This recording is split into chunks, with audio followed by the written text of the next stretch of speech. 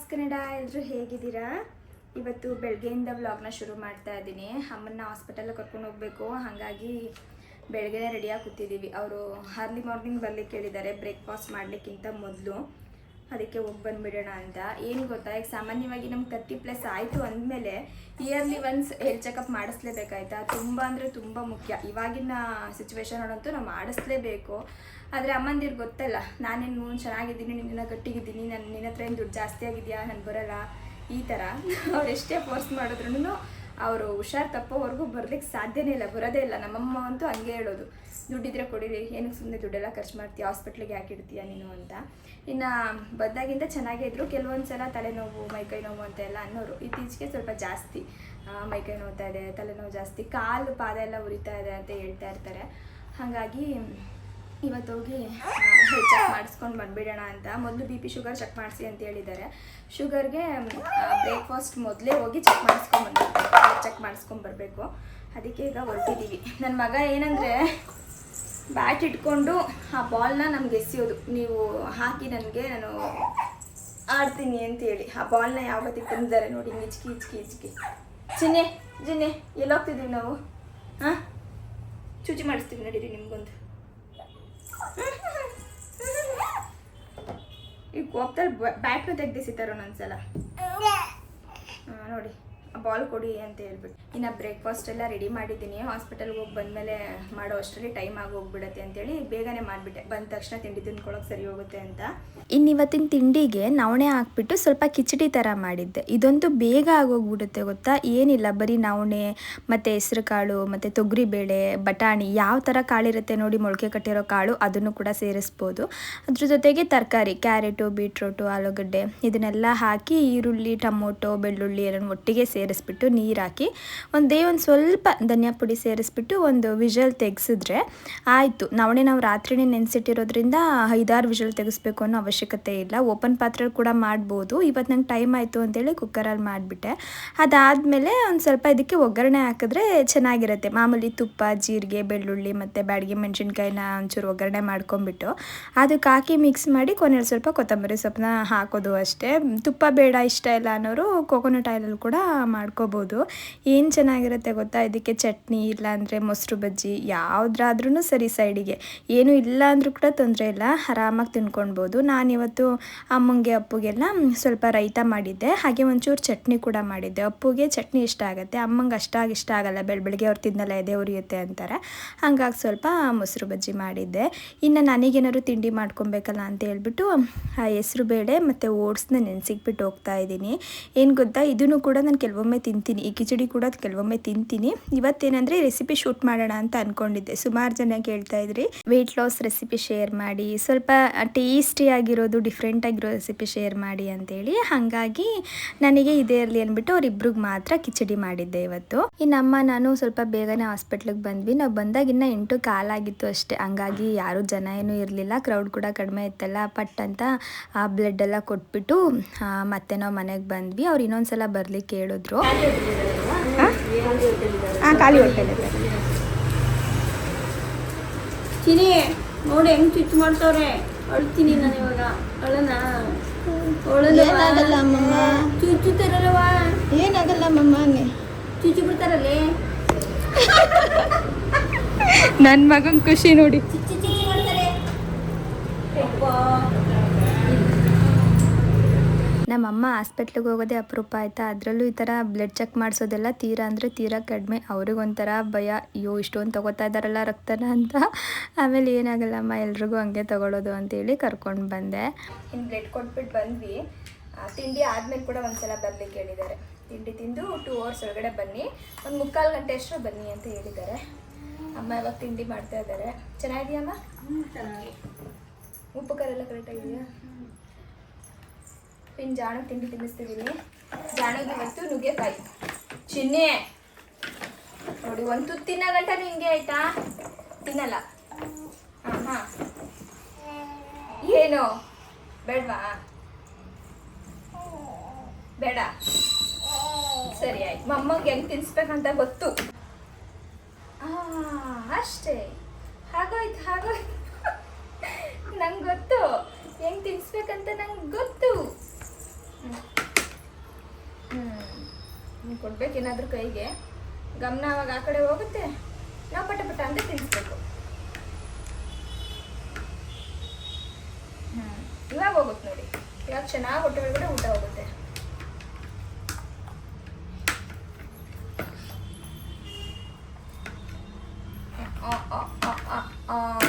Good ಬಾಯ್ ಜಾಣು, ಒಳ್ಳೆ ಮಗು. ಇನ್ನು ತಿಂಡಿ ತಿನ್ನಿಸಿದಾದ್ಮೇಲೆ ಅಮ್ಮ ಜಾಣ ನೋಡ್ಕೊತಾ ಇದ್ರು. ಇನ್ನು ಹಾಸ್ಪಿಟಲ್ಗೆ 2 hours ಒಳಗಡೆ ಬನ್ನಿ ಅಂತ ಹೇಳಿದರು. ತಿಂಡಿ ತಿಂದು 2 hours ಒಳಗಡೆ ಬನ್ನಿ ಅಂತ. ಸರಿ ಅಂದ್ಬಿಟ್ಟು ಅಷ್ಟರಲ್ಲಿ ಸ್ವಲ್ಪ ಮನೇಲಿ ಹಣ್ಣು ಮತ್ತು ತರಕಾರಿ ಖಾಲಿಯಾಗಿತ್ತು, ಅದನ್ನು ಆರ್ಡ್ರ್ ಮಾಡ್ಕೊಂಡಿದ್ದೆ. ಹಾಲು ಕೂಡ ಖಾಲಿಯಾಗಿತ್ತು, ಹಾಗಾಗಿ ಹಾಲು, ಕರಿಬೇವಿನ ಸೊಪ್ಪು, ಇನ್ನು ಜಾಣುಗೆ ಗೆಣಸು ಬೇಕೇ ಬೇಕು.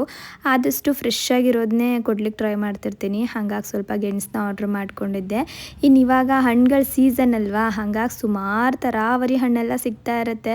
ನನಗೆ ಯಾವ್ಯಾವೆಲ್ಲ ಹಣ್ಣು ಇಷ್ಟ ಆಗುತ್ತೆ ನೋಡಿ ಎಲ್ಲನೂ ಕೂಡ ನಾನು ಆರ್ಡ್ರ್ ಮಾಡ್ಕೊಂಡ್ಬಿಡ್ತೀನಿ. ನನಗೇನು ಗೊತ್ತಾ, ಮಾಮೂಲಿ ಈಗ ಯಾವಾಗಲೂ ಸಿಗುತ್ತಲ್ವ ಆ್ಯಪಲ್ಲು, ಪೊಮೊಗ್ರೆನೇಟು, ಈ ಥರ ಹಣ್ಣುಗಳಿಗಿಂತ ಸೀಸನಲ್ ಫ್ರೂಟ್ಸ್ ಅಂದರೆ ತುಂಬ ಇಷ್ಟ. ನಾನು ಸುಮಾರು ಸಲ ನಿಮಗೆ ಹೇಳ್ತಾ ಇರ್ತೀನಿ. ಅದರಲ್ಲೂ ಲೀಚಿ ಮತ್ತು ತಾಟಿಲಿಂಗು ಇದೆಲ್ಲ ನಂಗೆ ಎಷ್ಟು ತಿಂತೀನಿ ಊಟನೇ ಬಿಡೋದು ನನಗೆ. ಇದನ್ನೇ ಕೊಟ್ಬಿಟ್ರೆ ತಿನ್ಕೊಂಡು ಇದ್ಬಿಡ್ತೀನಿ. ಇನ್ನು ಚೆರಿ ಕೂಡ ಇವಾಗಿನ ಸೀಸನ್ ಅಲ್ವಾ, ಹಾಗಾಗಿ ಫ್ರೆಶ್ ಆಗಿರೋ ಚೆರಿ ಸಿಗುತ್ತೆ, ಹಾಗೆ ಸ್ವಲ್ಪ ಕಡಿಮೆ ಕೂಡ ರೇಟು.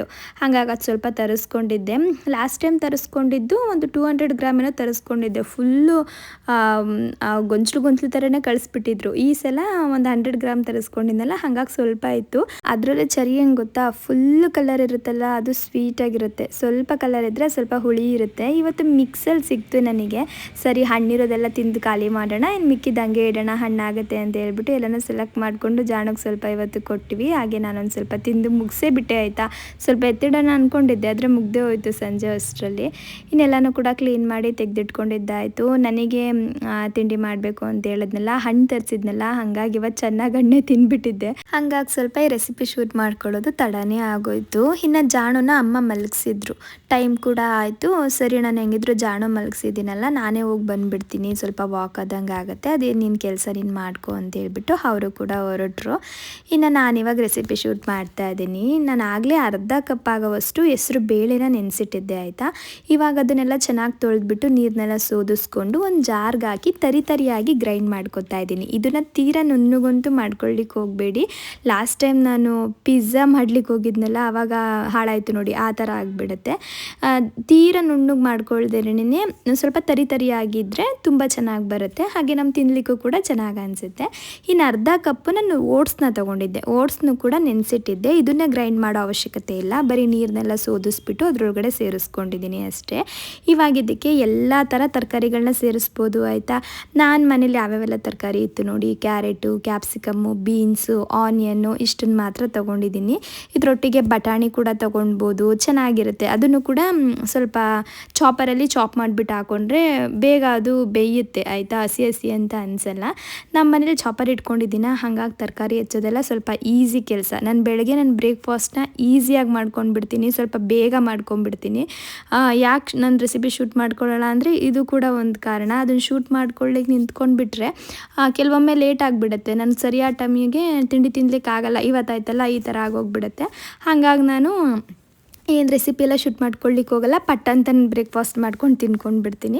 ಇನ್ನು ಈ ಚಾಪರ್ ಅಂತೂ ತುಂಬ ಚೆನ್ನಾಗಿದೆ ಆಯಿತಾ, ನನಗೆ ತುಂಬ ಯೂಸ್ ಆಗ್ತಾಯಿದೆ. ಪಟ್ ಅಂತ ಎಲ್ಲ ತರಕಾರಿ, ಆಮೇಲೆ ಕೆಲವೊಂದಿಷ್ಟು ಮೊಳಕೆ ಕಟ್ಟಿರೋ ಕಾಳನ್ನೆಲ್ಲ ಕಟ್ ಮಾಡ್ಕೊಳ್ಬೇಕಂದ್ರೂ ಇದರಲ್ಲೇ ಕಟ್ ಮಾಡಿಬಿಡ್ಬೋದು, ಚೆನ್ನಾಗಾಗುತ್ತೆ ಆಯಿತಾ. ಇದ್ರದ್ದು ಲಿಂಕ್ ಬೇಕಿದ್ದರೆ ನಾನು ಡಿಸ್ಕ್ರಿಪ್ಷನಲ್ಲಿ ಕೊಟ್ಟಿರ್ತೀನಿ ನೋಡಿ. ನಾನು ಇದನ್ನು ತೊಗೊಂಡು ಸುಮಾರು ಒಂದು 8 ರಿಂದ 9 ತಿಂಗಳು ಆಗ್ತಾ ಬಂತು. ಇವಾಗಲೂ ಎಷ್ಟು ಚೆನ್ನಾಗಿದೆ ಅಂದರೆ ಪಟ್ ಅಂತ ಎಲ್ಲ ಚಾಪ್ ಆಗಿಬಿಡುತ್ತೆ. ಕ್ವಾಲಿಟಿ ಅಂತೂ ಸೂಪರಾಗಿದೆ. ಇನ್ನು ಇವಾಗ ಚಾಪ್ ಮಾಡಿರೋ ಈ ತರಕಾರಿನೆಲ್ಲನೂ ಕೂಡ ಓಟ್ಸ್ ಮತ್ತು ಹೆಸರು ಬೇಳೆ ಇತ್ತಲ್ಲ, ಅದಕ್ಕೆ ಸೇರಿಸ್ಕೊಂಡು ಒಂಚೂರು ಹಂಗೆ ಮಿಕ್ಸ್ ಮಾಡ್ಕೊತಾ ಇದ್ದೀನಿ. ತರಕಾರಿ ಎಲ್ಲ ತರಿಯಾಗೇ ಇರಬೇಕು ಆಯಿತಾ, ಅದು ತಿನ್ನಬೇಕಾದ್ರೆ ನಮಗೊಂಥರ ಖುಷಿ ಆಗುತ್ತೆ. ತರಿಯಾಗಿ ಬಾಯಿಗೆಲ್ಲ ಸಿಗ್ತಾ ಇದ್ದರೆ. ನುಣ್ಣಗೆ ಮಾಡ್ಕೊಂಬಿಟ್ರೆ ಏನು ಗೊತ್ತಾ, ಏನೋ ಒಂದು ಇಟ್ಟು ತಿನ್ನೋ ಥರ ಫೀಲ್ ಆಗುತ್ತೆ, ಅಷ್ಟೊಂದು ಚೆನ್ನಾಗಿ ಅನಿಸಲ್ಲ ನಮಗೆ, ಫುಡ್ ಮೇಲೆ ಇಂಟ್ರೆಸ್ಟೇ ಬರಲ್ಲ. ಆದಷ್ಟು ಚೆನ್ನಾಗಿ ಮಾಡ್ಕೊಳ್ಳಿಕ್ಕೆ ಟ್ರೈ ಮಾಡಬೇಕಷ್ಟೇ. ಇನ್ನು ಇವಾಗ ಇದಕ್ಕೆ ನಾನು ಅಗಸೆ ಬೀಜದ ಪುಡಿನ 1 ಸ್ಪೂನ್ ಹಾಕ್ತಾಯಿದ್ದೀನಿ. ಅಗಸೆ ಬೀಜನ ಹುರಿದು ಪುಡಿ ಮಾಡಿ ಇಟ್ಕೊಂಡಿದ್ದೀನಿ, ಅದನ್ನು ಸೇರಿಸ್ತಿರೋದು. ಇನ್ನು 1.5 ರಿಂದ 2 ಸ್ಪೂನ್ ಆಗುವಷ್ಟು ಬಿಳಿ ಎಳ್ಳು, ಅದರೊಟ್ಟಿಗೆ ಒಂದು ಅರ್ಧ ಸ್ಪೂನ್ ಆಗುವಷ್ಟು ಜೀರಿಗೆ ಪುಡಿ, ಒಂದು ಅರ್ಧ ಸ್ಪೂನ್ ಆಗುವಷ್ಟು ಅಚ್ಕಾರದ ಪುಡಿ, ಸ್ವಲ್ಪ ಉಪ್ಪು. ಖಾರದ ಪುಡಿ ನೀವು ನೋಡ್ಕೊಂಡು ಹಾಕೊಳ್ಳಿ, ನಿಮಗೆ ಎಷ್ಟು ಖಾರ ಬೇಕೋ ಅಷ್ಟು ನೋಡ್ಕೊಂಡು ಹಾಕೊಳ್ಳಿ. ಹಾಗೆ ಸ್ವಲ್ಪ ಕೊತ್ತಂಬರಿ ಸೊಪ್ಪನ್ನ ಸೇರಿಸ್ತಾ ಇದ್ದೀನಿ. ಇದಕ್ಕೆ ಸಬ್ಬಕ್ಕಿ ಸೊಪ್ಪು ಕೂಡ ಹಾಕೋಬೋದು, ಚೆನ್ನಾಗಿರುತ್ತೆ. ಇವಾಗ ನಾವು ಮಾಮೂಲಿ ಪಡ್ಡು ಎಲ್ಲ ಮಾಡಿದಾಗ ಸಬ್ಬಕ್ಕಿ ಸೊಪ್ಪು ಹಾಕ್ದಾಗ ಒಂಥರ ಚೆನ್ನಾಗಿ ಅನಿಸುತ್ತೆ ಅಲ್ವಾ, ಆ ಥರ ಇದು ಕೂಡ ಚೆನ್ನಾಗಿರುತ್ತೆ. ನಮ್ಮ ಮನೇಲಿ ಇರಲಿಲ್ಲ, ಹಾಗಾಗಿ ನಾನು ಹಾಕ್ಲಿಕ್ಕೆ ಹೋಗಲಿಲ್ಲ. ಇನ್ನು ಮಿಕ್ಸ್ ಮಾಡಿಕೊಂಡ್ರೆ ಆಯಿತು. ಇದನ್ನು ಸ್ವಲ್ಪ ಹೊತ್ತು ಎತ್ತಿಡಬೇಕು ಅನ್ನೋದು ಏನಿಲ್ಲ, ಬರೀ ಮಿಕ್ಸ್ ಮಾಡ್ಕೊಂಡ್ಬಿಟ್ಟು ಡೈರೆಕ್ಟಾಗಿ ಹಂಗೇ ನಾವು ರೆಡಿ ಮಾಡ್ಕೊಂಡ್ಬಿಡ್ಬೋದು. ನಾನು ಸ್ವಲ್ಪ ಪನ್ನೀರೆಲ್ಲ ಕಟ್ ಮಾಡ್ಕೋಬೇಕಿತ್ತು, ಹಾಗಾಗಿ ಪನ್ನೀರ್ ಕಟ್ ಮಾಡ್ತಾಯಿದ್ದೀನಿ.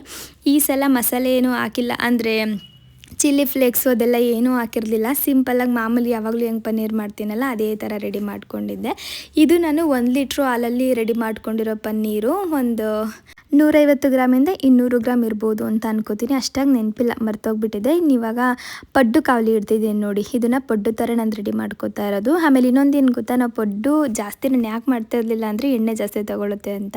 ಹಾಗಾಗಿ ಇವಾಗ ಏನು ಮಾಡ್ತಾ ಇದ್ದೀನಿ ಅಂದರೆ ಸ್ಪ್ರೇ ಬಾಟ್ಲ್ ಇಟ್ಕೊಂಡ್ಬಿಟ್ಟಿದ್ದೀನಿ. ಜಸ್ಟ್ ಹಿಂಗೆ ಸ್ಪ್ರೇ ಮಾಡಿದ್ರೆ ಆಯಿತು, ಎಲ್ಲ ಕಡೆ ಎಣ್ಣೆ ನೋಡಿ ಎಷ್ಟು ನೀಟಾಗಿ ಹೋಗಿದೆ ಅಂತ. ಜಾಸ್ತಿ ಎಣ್ಣೆ ಉಯ್ಯೋ ಅವಶ್ಯಕತೆ ಇಲ್ಲ ಆಯಿತಾ, ಸ್ಪ್ರೇಯಿಂದಾಗಿ ಒಂಚೂರು ಹಿಂಗೆ ಸ್ಪ್ರೇ ಮಾಡಿದ್ರೆ ಸಾಕು, ಪೂರ್ತಿ ಎಣ್ಣೆ ಎಲ್ಲ ಸ್ಪ್ರೆಡ್ ಆಗುತ್ತೆ. ಆದಷ್ಟು ನಾವು ಆಯಿಲ್ನ ಕಂಟ್ರೋಲ್ ಮಾಡ್ಬೋದು ಅಂತೇಳಿ ಅದ್ರದ್ದು ಕೂಡ ಲಿಂಕ್ ಕೊಟ್ಟಿರ್ತೀನಿ, ನೀವು ಬೇಕಿದ್ರೆ ಚೆಕ್ ಮಾಡಿ ನೋಡ್ಬೋದು. ತುಂಬ ಚೆನ್ನಾಗಿದೆ. ಸಾಮಾನ್ಯವಾಗಿ ನಾವು ಹೆಣ್ಮಕ್ಳು ಏನು ಮಾಡ್ತೀವಿ ಅಂದರೆ ಸ್ಪೂನಲ್ಲೋ ಅಥವಾ ಹಂಗೆ ಎಣ್ಣೆ ಹಾಕ್ಬೇಕಾದ್ರೆ ಉಯ್ದುಬಿಡ್ತೀವಿ ಸ್ವಲ್ಪ ಜಾಸ್ತಿನ, ಆಯಿತಾ. ಅದಕ್ಕೆ ಈ ಥರ ಸ್ಪ್ರೇ ಬಾಟ್ಲೆಲ್ಲ ಇಟ್ಕೊಂಡಾಗ ಜಾಸ್ತಿ ಎಣ್ಣೆ ಹಾಕ್ಲಿಕ್ಕೆ ಸಾಧ್ಯನೇ ಇಲ್ಲ. ಬರೀ ಹಿಂಗೆ ಸ್ಪ್ರೇ ಮಾಡಿದಾಗ ಸ್ವಲ್ಪನೇ ಎಣ್ಣೆ ಹೋಗೋದು, 1 ಸ್ಪೂನ್ ಹೋಗೋ ಕಡೆ ಆಗಲೇ ಹೇಳ್ದಂಗೆ 1/4 ಸ್ಪೂನ್ಗಿಂತ ಕಡಿಮೆ ಹೋಗುತ್ತೆ. ಆಯಿಲ್ನು ಕೂಡ ನಾವು ಅವಾಯ್ಡ್ ಮಾಡಿ ಕಡಿಮೆ ಬಳಸೋ ಥರ ಆಗುತ್ತೆ, ಆಯಿತಾ. ಇನ್ನು ಪಡ್ಡುನ ಏನಿಲ್ಲ, ಮೊದಲು ನಾನು ಪಡ್ಡು ಥರನೇ ಹಾಕ್ಕೊಂಡ್ಬಿಟ್ಟು ಅದ್ರ ಒಳಗಡೆ ಪನ್ನೀರ್ ಇಡ್ತಾ ಇದ್ದೀನಿ, ಆಯಿತಾ. ಪನ್ನೀರ್ನ ತುರ್ದು ಕೂಡ ಸೇರಿಸ್ಕೊಳ್ಬೋದು, ಇಲ್ಲಾಂದರೆ ಈ ಥರ ಕಟ್ ಮಾಡಿ ಕೂಡ ಸೇರಿಸ್ಕೊಳ್ಬೋದು. ನಿಮ್ಗೆ ಯಾವ ಥರ ಟೇಸ್ಟ್ ಇಷ್ಟ ಆಗುತ್ತೆ, ಹೆಂಗೆ ಅನುಕೂಲ ಆಗುತ್ತೆ ಹಂಗೆ ಇದನ್ನು ಮಾಡ್ಕೊಳ್ಬೋದು. ಇನ್ನು ಬ್ಯಾಟರ್ ಇತ್ತಲ್ಲ ಅದನ್ನು ಮತ್ತೆ ಇವಾಗ ಮೇಲ್ಗಡೆ ಹಾಕ್ತಾ ಇದ್ದೀನಿ. ಇನ್ನೆಲ್ಲನೂ ಕೂಡ ಇದೇ ಥರ ರೆಡಿ ಮಾಡ್ಕೊಂಡ್ಬಿಟ್ಟು ಲಿಡ್ನ ಕ್ಲೋಸ್ ಮಾಡಿ ಒಂದು 2 ರಿಂದ 3 ನಿಮಿಷ ಲೋ ಫ್ಲೇಮಲ್ಲಿ ಬೇಯಿಸ್ಕೊತಾ ಇದ್ದೀನಿ.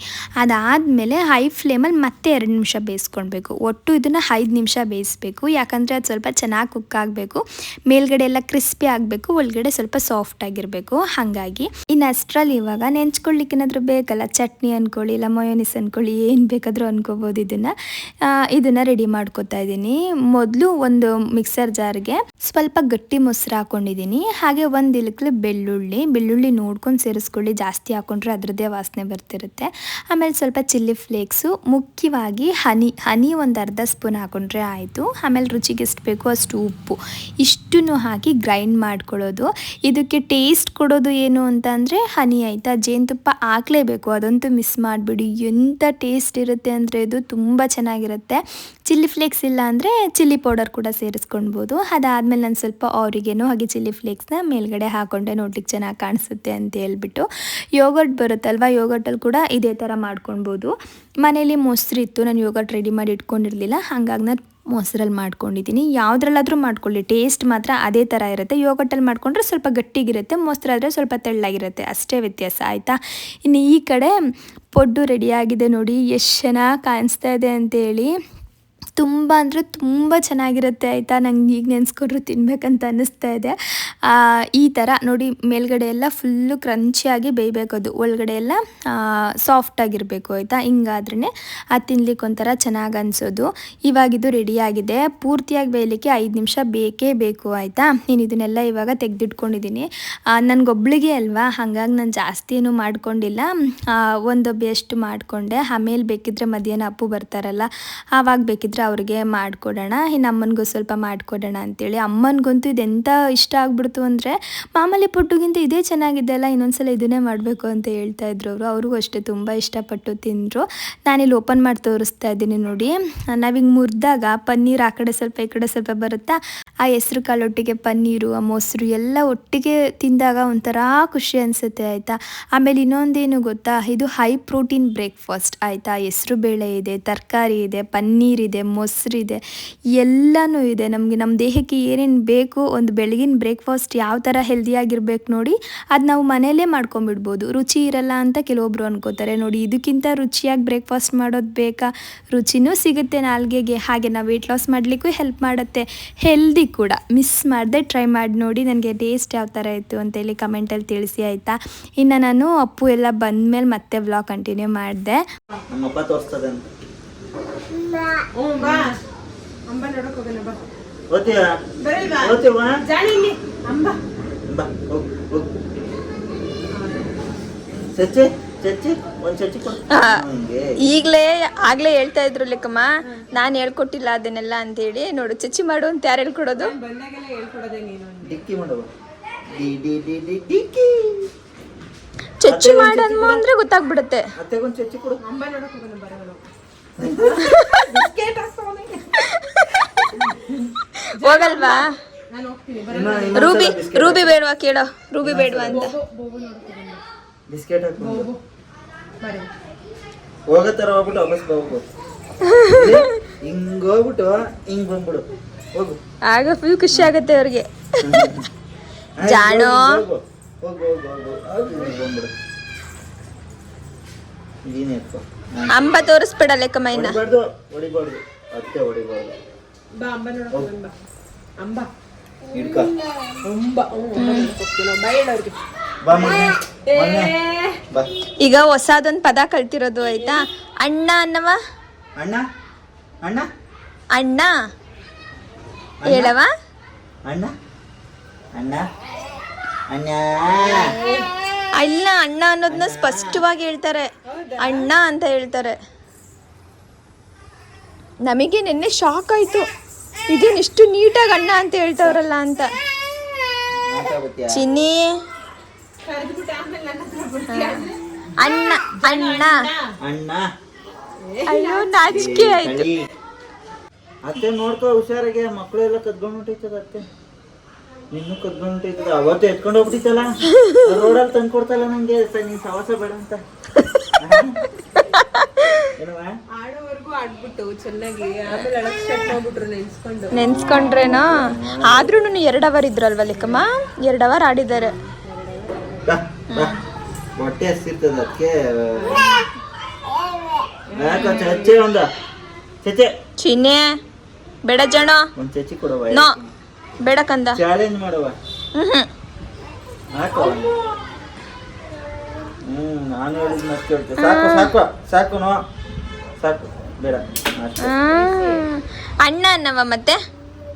ಅಣ್ಣ ಏನ ಅಂದ, ಏನಂದ್ರು? ಆಮೇಲೆ ಅಂದ. ಅಣ್ಣಂದಪ್ಪ ಅಣ್ಣ ಅಣ್ಣ ಕರಿ, ಅಣ್ಣ ಕರಿ, ಅಣ್ಣ ಕರಿ, ಎಲ್ಲಿ ಅಣ್ಣ? ದಯವಿಟ್ಟು ಅಣ್ಣ ಕರಿ. ಇನ್ನು ಲೇಕಮ್ಮಂಗೆ ರಜಾ ಸೇರೋದೇ ತಡ, ಪಟ್ ಅಂತ ಜಾಣು ನೋಡ್ಲಿಕ್ಕೆ ಬಂದ್ಬಿಡುತ್ತೆ ಆಯಿತಾ. ಜಾಣು ಒಟ್ಟಿಗೆ ಆಡೋದು ಅಂದರೆ ಅದೆಂಥ ಖುಷಿ ಅಂದರೆ 1 ಅವರ್ ಬೇಕಾದರೂ ಆರಾಮಾಗಿ ಆಡಿಸ್ತಾ ಇರೋದು. ಇನ್ನು ಹಂಗೆ ಸುಮ್ಮನೆ ಅಪ್ಪು ರೇಗಿಸ್ತಾ ಇದ್ರು ಇವತ್ತು. ತಿಂಡಿ ಕೆಲಸ ಎಲ್ಲ ಆಯಿತು. ಇನ್ನೇನಿದ್ರು ಮಧ್ಯಾಹ್ನ ಅಡುಗೆ ಮಾಡಬೇಕು, ಶಾಪು ಕೂಡ ಹೋಗ್ಬೇಕು ಇವತ್ತು. ಅಮ್ಮ ಚೆಕಪ್ ಎಲ್ಲ ಮುಗಿಸ್ಕೊಂಡು ಅವರು ಊರಿಗೆ ಹೊರಟ್ರು. ರಿಪೋರ್ಟ್ನ ಸಂಜೆ ಕಲೆಕ್ಟ್ ಮಾಡ್ಕೊಳ್ಳಿ ಅಂತ ಹೇಳಿದ್ದಾರೆ. ನೀನೇ ಹೋಗಿ ತಗೋ, ನೋಡೋಣ ಏನಾದರೂ ಹೇಳಿದ್ರೆ ನಾಳೆ ಬಂದು ಚೆಕಪ್ ಮಾಡಿಸಿದ್ರೆ ಆಯಿತು ಅಂತ. ಅವ್ರು ನಾಳೆ ಅಂತೇಳಿ ಊರಿಗೆ ಹೋಗ್ತಾರೆ. ಅಲ್ಲಿ ಕೆಲಸ ಅಂತ ಹೇಳ್ಬಿಟ್ಟು ಒಂದು 2-3 ದಿನ ಹಾಗೆ ಹೋಗ್ಬಿಡುತ್ತೆ. ಗೊತ್ತಲ್ವಾ, ಅದು ಇದು ಕೆಲಸ ಎಲ್ಲ ಇರುತ್ತೆ. ಅವ್ರ ಪಾಪ ಸುಮ್ಮನೆ ಅಂತೂ ಇರಲ್ಲ ಅಲ್ಲಿ. ಏನಾದರೂ ಕೆಲಸ ಇದ್ದರೆ ಅದನ್ನೆಲ್ಲ ಮುಗಿಸ್ಕೊಂಡು ಒಟ್ಟಿಗೆ ಬಂದುಬಿಡ್ತೀನಿ, ಪದೇ ಪದೇ ಹೋಗ್ಲಿಕ್ಕೆ ಆಗಲ್ಲ ಅಂತ ಹೇಳ್ಬಿಟ್ಟು ಎಲ್ಲನೂ ಮುಗಿಸ್ಕೊಂಡು ಬರ್ತಾರೆ. ಇನ್ನು ರಿಪೋರ್ಟ್ನ ನಾನು ಸಂಜೆ ಹೋಗಿ ಕಲೆಕ್ಟ್ ಮಾಡ್ಕೊಳ್ಬೇಕು. ಇನ್ನು ಇವತ್ತು ಅಪ್ಪುಗೂ ಕೂಡ ಸ್ವಲ್ಪ ಅವ್ರ ಕೆಲಸ ಇದೆಯಂತೆ. ಇನ್ನು ಈಗ ಅವ್ರು ಹೋದರೆ ಬರೋದೇ ಸಂಜೆ ಆಗುತ್ತೆ ಅಂತ ಹೇಳಿದ್ದಾರೆ.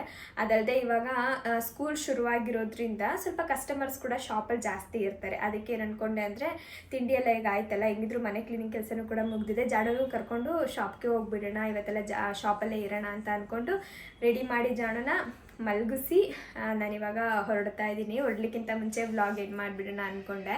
ಇನ್ನು ಶಾಪ್ಗೆ ಹೋದ್ಮೇಲೆ ಆಗಲ್ಲ ನನಗೆ ಕಂಟಿನ್ಯೂ ಮಾಡಲಿಕ್ಕೆ. ಅದರಲ್ಲೂ ಜಾಡು ನೋಡ್ಕೊಂಡಂತೂ ಸಾಧ್ಯನೇ ಇಲ್ಲ. ಶಾಪಲ್ಲಿ ಕಸ್ಟಮರ್ಸು ಜಾಡು ಇಬ್ರು ಹ್ಯಾಂಡಲ್ ಮಾಡೋದು ಸ್ವಲ್ಪನೇ ಕಷ್ಟನೇ.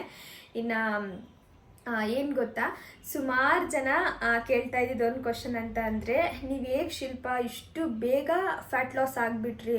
ಮೊನ್ನೆ ತಾನೇ ನಿಮ್ಮನ್ನು ನೋಡಿದಾಗ ಗುಂಡು ಕಾಣಿಸ್ತಾ ಇದ್ರಿ, ಈಗಾಗಲೇ ಮೊದಲೇ ಯಾವ ಥರ ಇದ್ರಿ ಆ ಥರ ತೆಳ್ಳಗೆ ಆಗಿಬಿಟ್ಟಿದ್ದೀರಲ್ಲ, ಹೆಂಗೆ ಸಾಧ್ಯ? ಎಷ್ಟು ಬೇಗ ಫ್ಯಾಟ್ ಲಾಸ್ ಆದ್ರಿ? ಎಷ್ಟು ದಿನ ಟೈಮ್ ತೊಗೊಂಡ್ರಿ? ಹಾಗೆ ಹೆಂಗೆ ನೀವು ಫ್ಯಾಟ್ ಲಾಸ್ ಮಾಡ್ಕೊಂಡ್ರಿ ನಮ್ಮೊಟ್ಟಿಗೆ ಕೂಡ ಶೇರ್ ಮಾಡ್ಕೊಳ್ಳಿ. ಯಾಕಂದರೆ ಈಗ ನಮಗೂ ಡೆಲಿವರಿ ಆಗಿದೆ. ಡೆಲಿವರಿ ಆದಮೇಲೆ ನಮಗೆಲ್ಲ ಹಿಂಗೆ ಗೊತ್ತಾ, ಕ್ರೇವಿಂಗ್ಸ್ ಸ್ವಲ್ಪ ಜಾಸ್ತಿ, ಸ್ವೀಟ್ ಕ್ರೇವಿಂಗ್ಸ್ ಜಾಸ್ತಿ. ನಿನಗೊಂದು 4-5 ಜನ ಇದೇ ಥರ ಕಮೆಂಟ್ ಮಾಡಿರೋದು ಆಯಿತಾ. ನಮಗೆ ಸ್ವೀಟ್ ಕ್ರೇವಿಂಗ್ ಜಾಸ್ತಿ, ಎಷ್ಟೇ ಕಂಟ್ರೋಲ್ ಮಾಡಬೇಕಂದ್ರೂ ಕೂಡ ಕಂಟ್ರೋಲ್ ಆಗ್ತಾಯಿಲ್ಲ. ನೀವು ಹೆಂಗೆ ಕಂಟ್ರೋಲ್ ಮಾಡಿಕೊಂಡು ಫ್ಯಾಟ್ ಲಾಸ್ ಮಾಡ್ಕೊಂಡ್ಬಿಟ್ರಿ, ಅದರಲ್ಲೂ ಕೂಡ ಟಮ್ಮಿ ಎಲ್ಲ ಒಳಗಡೆ ಹೋಗ್ಬಿಟ್ಟಿದೆ ಅಂತೆಲ್ಲ ಕಮೆಂಟ್ ಮಾಡ್ತಾಯಿದ್ರು. ಇದ್ರ ಬಗ್ಗೆ ಆದಷ್ಟು ಬೇಗ ಶೇರ್ ಮಾಡ್ಕೊಳ್ಳಿ ಅಂತ ಕೂಡ ಕೇಳ್ತಿದ್ರಿ. ನಾನು ಏನಕ್ಕೆ ಇಷ್ಟು ದಿನ ನನ್ನ ಫ್ಯಾಟ್ ಲಾಸ್ ಜರ್ನಿ ಬಗ್ಗೆ ಯಾವುದೇ ಥರ ವಿಡಿಯೋಸ್ ಮಾಡೋದಿರ್ಬೋದು, ಅಥವಾ ಫ್ಯಾಟ್ ಲಾಸ್ ಮಾಡ್ತಿರ್ಬೇಕಾದ್ರೆ ಏನೇನೆಲ್ಲ ಬ್ರೇಕ್ಫಾಸ್ಟ್ ರೆಡಿ ಮಾಡ್ತಾ ಇದ್ದೀನಿ ಅದ್ರ ಬಗ್ಗೆ ಹೇಳೋದಿರ್ಬೋದು, ಇದನ್ನೆಲ್ಲ ಏನು ಕೇಳಿಲ್ಲ ಅಂತ ಅಂದರೆ, ಆ್ಯಕ್ಚುಲಿ ನಾನು ಎಷ್ಟು ಫ್ಯಾಟ್ ಲಾಸ್ ಮಾಡಬೇಕು ಅಂತ ಅಂದ್ಕೊಂಡಿದ್ದೀನಿ ಅದರಿಂದ ನಾನು ಕಂಪ್ಲೀಟ್ ಮಾಡಿಲ್ಲ. ಒಂದು 70% ಅಷ್ಟೇ ನಾನು ಮುಗಿಸಿರೋದು. ಇನ್ನೂ ಒಂದು 30% ಇದೆ. ನಾನು ನಿಮಗೆ ಮೊದಲೊಮ್ಮೆ ಶೇರ್ ಮಾಡಿದ್ದೆ ನಾನು ಎಷ್ಟು ವೇಟ್ ಇದ್ದೀನಿ ಅಂತ. ನಾನು ಲಾಸ್ಟ್ ಟೈಮ್ ಶೇರ್ ಮಾಡಿದಾಗ ಒಂದು 57 ಇದ್ದೆ ಅನ್ಕೋತೀನಿ, 57 ಇಲ್ಲ 58 ಇದ್ದೆ ಅನ್ಕೋತೀನಿ. ಅದಾದಮೇಲೆ ಏನಾಯಿತು ಅಂತ ಅಂದರೆ, ನಾನು ವೆಯ್ಟ್ ಲಾಸ್ ಆಗಲೇ ಇಲ್ಲ. ಏನಕ್ಕಾಗಲಿಲ್ಲ ಅಂತ ಅಂದರೆ, ನನಗೂ ಸ್ವಲ್ಪ ಕ್ರೇವಿಂಗ್ಸ್ ಇತ್ತು ಆಯಿತಾ. ಈಗ ಡೆಲಿವರಿ ಆದಮೇಲೆ ನಾನು ಅನ್ಕೋತಾ ಇದ್ದೆ ಬೇಗ ಬೇಗ ಫ್ಯಾಟ್ ಲಾಸ್ ಮಾಡ್ಕೊಂಡು ಬಿಡಬೇಕು, ಬ್ಯಾಲೆನ್ಸ್ಡ್ ಫುಡ್ಡೆಲ್ಲ ತೊಗೊಂಡು ಹೆಲ್ದಿಯಾಗಿ ವೆಯ್ಟ್ ಲಾಸ್ ಮಾಡಬೇಕು ಅಂತ. ಆದರೆ ಹೆಂಗೆ ಆಗ್ತಿತ್ತು ಅಂತ ಅಂದರೆ, ನಾನು ಬ್ಯಾಲೆನ್ಸ್ಡಾಗಿ ಊಟ ಮಾಡ್ತಿದ್ದೆ. ನಿಮಗೆ ಗೊತ್ತಿರುತ್ತೆ, ನಾನು ಯಾವುದೇ ಟೈಮಲ್ಲಿ ಕೂಡ ಬ್ಯಾಲೆನ್ಸ್ಡಾಗೇ ತೊಗೊಳ್ಳೋದು. ಕ್ರೇವಿಂಗ್ಸ್ ಅಂತ ತಿಂತಿದ್ದೆ, ಇಲ್ಲ ಅಂತ ಅಲ್ಲ, ಬಟ್ ಫುಡ್ ಅಂತ ಬಂದರೆ ಎಲ್ಲ ಬ್ಯಾಲೆನ್ಸ್ಡಾಗೇ ತೊಗೋತಾ ಇದ್ದೆ. ಡೆಲಿವರಿ ಆದಮೇಲೆ ಏನಾಯಿತು ಗೊತ್ತಾ, ಈಗ ಸಾಮಾನ್ಯವಾಗಿ ಕೆಲವೊಬ್ಬರಿಗೆ ಸ್ವೀಟ್ ಕ್ರೇವಿಂಗ್ಸ್ ಇರುತ್ತೆ ಅಲ್ವಾ. ನನಗೆ ಸ್ವೀಟ್ ಕ್ರೇವಿಂಗ್ಸ್ ಇರಲಿಲ್ಲ, ನಾನು ಅಷ್ಟೊಂದು ಸ್ವೀಟ್ ತಿಂತಿರಲಿಲ್ಲ. ಆದರೆ ನನಗೆ ರೈಸ್ ಕ್ರೇವಿಂಗ್ಸ್ ಜಾಸ್ತಿ ಆಗಿಬಿಡ್ತು ಆಯಿತಾ. ಮೊದಲೆಲ್ಲ ಹೆಂಗೆ ಅಂದರೆ, ನಾನು ಜಾಸ್ತಿ ರೈಸ್ ತಿನ್ನೋಳೇ ಅಲ್ಲ. ನಾನು ಮೊದಲಿಂದನೂ ಅಷ್ಟೇ, ನಂಗೆ ಅಷ್ಟಾಗೇನು ರೈಸ್ ಇಷ್ಟ ಆಗ್ತಿರ್ಲಿಲ್ಲ. ರೈಸ್ ಬದಲು ನಾನು ಮಿಲೆಟ್ಸ್ನ ಜಾಸ್ತಿ ತಿಂತಿದ್ದೆ. ನಾನು ಯಾವಾಗಲೂ ಅಷ್ಟೇ, ನಂಗೆ ಮಿಲೆಟ್ಸ್ ಅಂದ್ರೇ ಸ್ವಲ್ಪ ಜಾಸ್ತಿ ಇಷ್ಟ ಆಗೋದು. ತಿಂಡಿಲಿರ್ಬೋದು, ಮಧ್ಯಾಹ್ನದ ಊಟದಲ್ಲಿರ್ಬೋದು, ಎಲ್ಲದರಲ್ಲೂ ಕೂಡ ನಾನು ಮಿಲೆಟ್ಸ್ನೇ ಇದು ಮಾಡ್ಕೊತಾ ಇದ್ದೆ. ನಿಮಗೆ ಗೊತ್ತಿರುತ್ತೆ, ನಾನು ಹಳೆ ವಿಡಿಯೋಸ್ ಎಲ್ಲ ನೋಡ್ತಾ ಇದ್ದರೆ ನನ್ನ ಫುಡ್ ರೊಟೀನ್ ಯಾವ ಥರ ಇರ್ತಿತ್ತು ಅಂತೇಳಿ.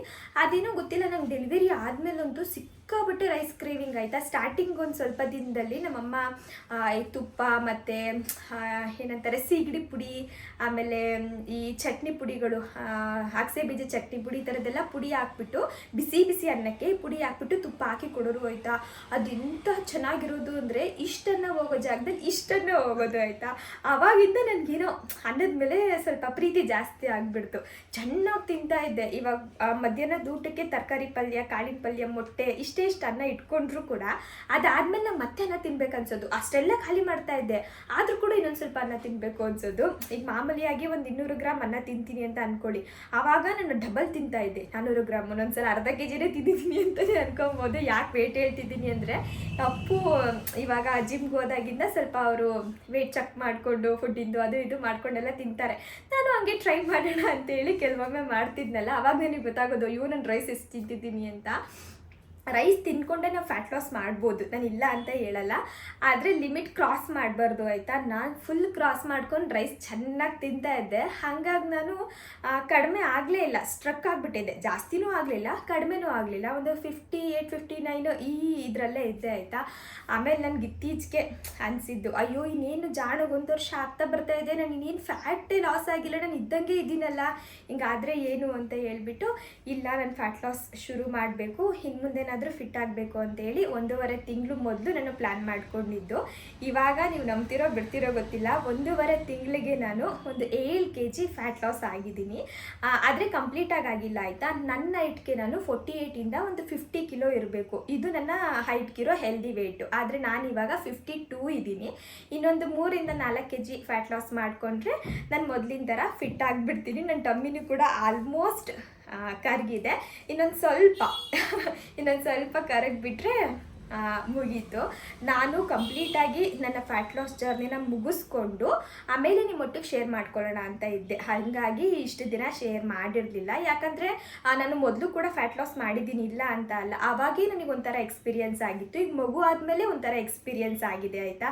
ಈ ಟೈಮಲ್ಲಿ ನಾವು ಏನು ತೊಗೋಬೇಕು, ಏನು ತೊಗೋಬಾರ್ದು, ಯಾವ ಥರ ಕ್ರೇವಿಂಗ್ಸ್ ಕಂಟ್ರೋಲ್ ಮಾಡ್ಕೊಳ್ಬೇಕು, ನಾನು ಏನೆಲ್ಲ ಮಾಡಿದೆ.